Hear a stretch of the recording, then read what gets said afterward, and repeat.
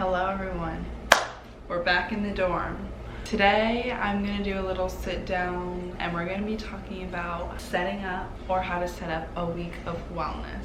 We are coming up on the end of January, so people are giving up or letting go of their New Year's resolutions, and we don't want that to be happening. I'm here, a teenager is here to tell you to get your fucking ass off your couch, even though I'm sitting on a chair. And I've also been laying in bed a lot, but we're not going to talk about that. We're going to talk about how to set up a week of wellness to help people try to set up their own wellness routines or wellness weeks. I am going to set one up for myself. I'm going to show you and talk to you about what I've been doing in the gym to work out, what I've been eating. I do a lot of cooking in my vlogs anyways, so I'm gonna tell you about meals I've been cooking recently, how I think about preparing my meals, like proteins, carbohydrates, vegetables, fruits, grains, whatever. So I'm just gonna share my workout split, some recipes, and some other tips. So let's go ahead and get into it. I've talked about this before, about how I don't really like filming at the gym just because that's my time. It's my time to be with myself, put my AirPods in, listen to my music, listen to a podcast. That is my me time. I don't want to have to worry about a camera being there and like, oh, is somebody gonna step on it? Is somebody gonna step in front of it? I'd rather think about what I'm doing with my muscles, with my body, instead of thinking about having to set up the camera for the next angle. That's why I don't normally film myself at the gym, but I'll talk about my workout split. I have it written down in front of me, so if you see me looking down, that's why. I do want to say though that over winter break, I did go and start doing solid core, and I really liked it. I already know I like Pilates because I do, like, on YouTube and stuff, I watch like yoga videos, Pilates videos, and I'll do mat Pilates, but I could never justify spending so much money on Pilates classes. But the one near my house was having an opening sale, so I paid $80 for 14 days of classes, which I thought wasn't too bad considering the other prices, and I really liked it. So because of that, I'm going to try to incorporate more Pilates into my everyday workout split. I used to do 6-7 day in the gym working out with like recovery and stuff. I decided that to stop putting so much stress on my body, because lifting weights every day really does put a lot of stress on your muscles, on your joints, that I was going to incorporate more Pilates and yoga into my everyday instead of just doing it like in the mornings or just doing it for recovery days. So far I'm going to be starting with Sunday. I do glutes and hamstrings, and some of the exercises I'll do for that will be hip thrust, that gets your glutes and your hamstrings, or hip abductions. I'll do RDLs, sumo squats, glute kickbacks, hip extensions with a glute focus. All of those are targeting mainly your hamstrings and your glutes. And you can do these isometrically, like doing single leg RDLs, or you can do both leg RDLs. For the glute kickbacks, really you just do that with one leg. Hip thrust you can also do with one leg only. And to really target the muscles, I normally go slower when I'm extending the muscles and a little faster when I'm shortening them. So if I'm doing an RDL on the way up, I'll go slower than I would when I'm going down, because it just puts more pressure, I guess, on the muscle to do the work. So that's how I do my glutes and hamstrings. I normally tend to do around 4 to 5 exercises with 3 sets of 8 to 15 reps, just depending on how much weight I'm doing that day. But that's how I structure all of my gym strength training stuff. Okay, then for Monday I have Pilates, full body Pilates, you know, target your core. I try to target core or do something for the abs every day, whether or not I'm in the gym. Pilates or gym, weighted, on body weight, doesn't matter. I try to target abs just a little bit every single day just to help build them constantly. After Monday I have Tuesday, push day, which is chest, tris, and shoulders. I also tend to put my cardio in with my upper body days, just because then I'm not working my legs. even more, if that makes sense. Some exercises I'll do for push day: shoulder press, dumbbell press, chest flies, tricep extensions, overhead tricep extensions, doing it with the cable. I do a lot of isometric movements on upper body days just so that it really works the muscle. Then Wednesday I have Pilates again, another full body, just kind of flow, move your body. Then Thursday I do a leg day with quad adductor focus because I already did a glutes and hamstrings day. I don't tend to do another one, but sometimes I'll do like RDLs again or something like that. But mostly for those days I do quads, so like leg press, elevated close stand squats, sissy squats. For adductors I'll do side lunges to really get your inner thigh. I'll do the hip extension thing, but like going in instead of pushing out, that kind of stuff. Oh, calves, that would also be calves day, so like calf raises. And then Friday I have Pilates or full body day at the gym, just depending on what I want to do. And then Saturday is back and bi day, also with cardio, so pull day. I'll do pull-ups, bicep curls, 21s, cable pulls, like going like this, or bicep rows. So that's really my workout split. You can do with that what you will. That's just what I've been doing in the gym for the past, I think, 2 weeks now, trying to incorporate the Pilates and the strength training. Like I said, I try to incorporate abs every day. I also really am a big advocate for like warming up, cooling down, stretching. So before leg days I'll go on the Stairmaster for like 5 minutes just to warm up my quads, warm up my glutes, my hamstrings, and I'll also do stretches, warming up like that. Afterwards, stretching, rolling out, get rid of the lactic acid. Same thing for upper body days. Roll out the back, roll out. I have a lacrosse ball. I'll put like, I don't know what right here is called, but I'll put it there. Next, I'll talk a little bit about food. Food is my Roman Empire. I think about it constantly. I think about what am I gonna make, what am I gonna eat, when am I gonna eat, what kind of cuisine do I want, what am I gonna buy from the grocery store, things like that. First, I'll talk about what I buy from the grocery store. I really get a lot of fruits. I eat fruit. I eat so much fruit. That's probably where most of my carbohydrates comes from.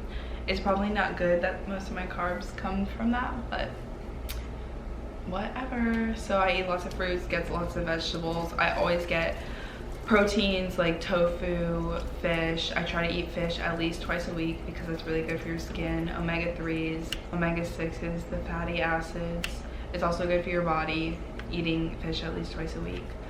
I get chicken sometimes. I don't love red meat, but I'll get ribeye from time to time. I'll do pork. Breakfast is my favorite meal of the day. Some high protein breakfasts or just breakfasts that I really love. Omelets. I showed you me making one already. Just cut up some veggies, some peppers. I've been really into mushrooms lately. I used to hate mushrooms.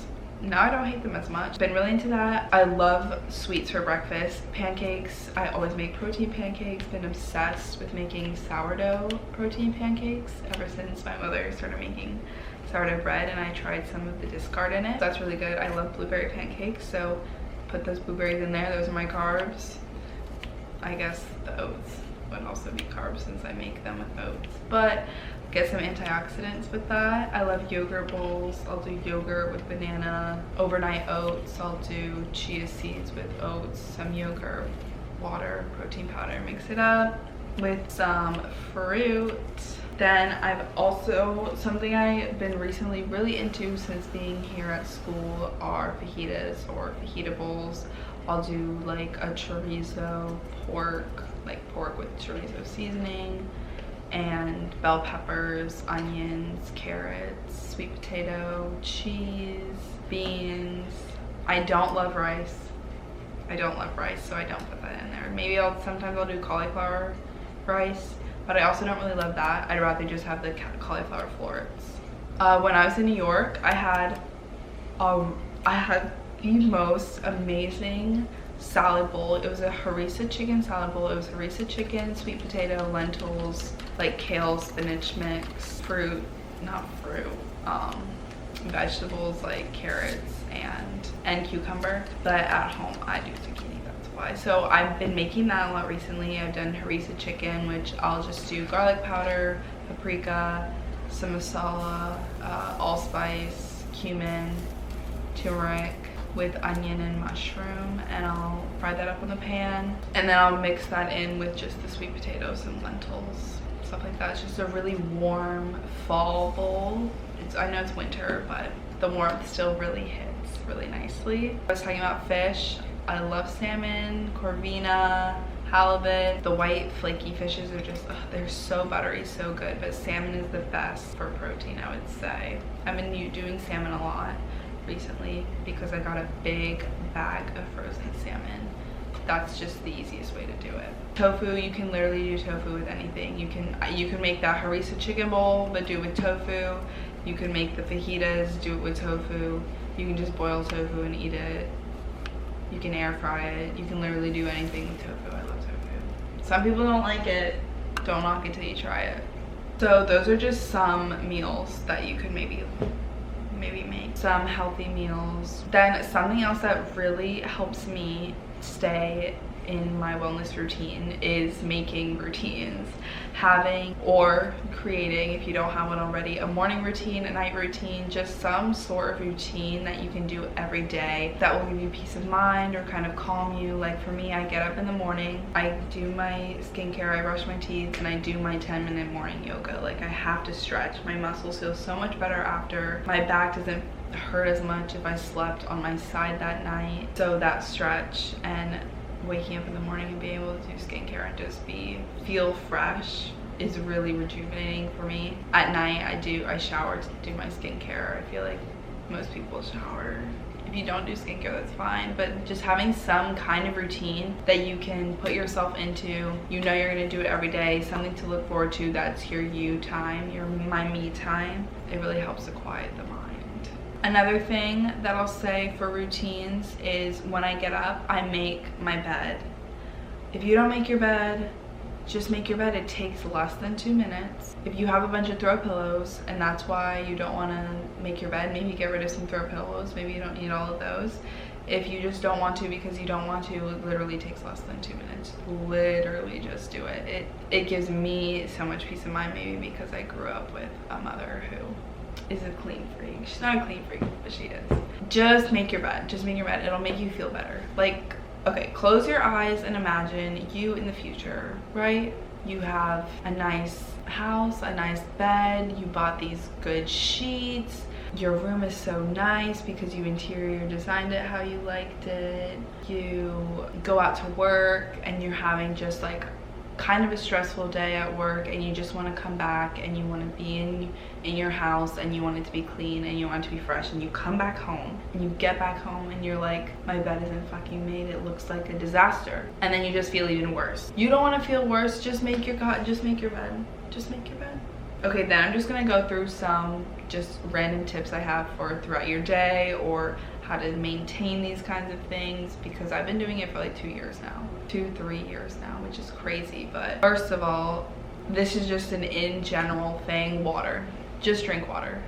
This right now, this video, wellness week, setting up a wellness week, setting up my workout week split, some recipes I can do during the week for you to help you create your own kind of wellness week.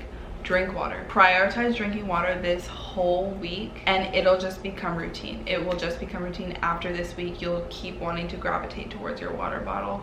You'll be like, wait, I'm thirsty, let me drink something. Drink water, just drink water. Second, phone before bed. The past 2 weeks, actually all of January, I've been really good about phones before and phones right after I wake up. In 2024, I was also pretty good about right when I wake up, don't go on my phone. Like, do my routine first, do my morning yoga, then I can go on my phone once I have everything sorted out for the day. Phone before bed was always a big thing. I would be scrolling and stuff like that. I love to read, so I've tried prioritizing reading right before bed in the past, but it's really helped me now. These past few weeks, I've just been reading before bed, and then I can go to sleep so much easier. Like, it used to take me a half hour, 45 minutes to get to sleep. Not anymore.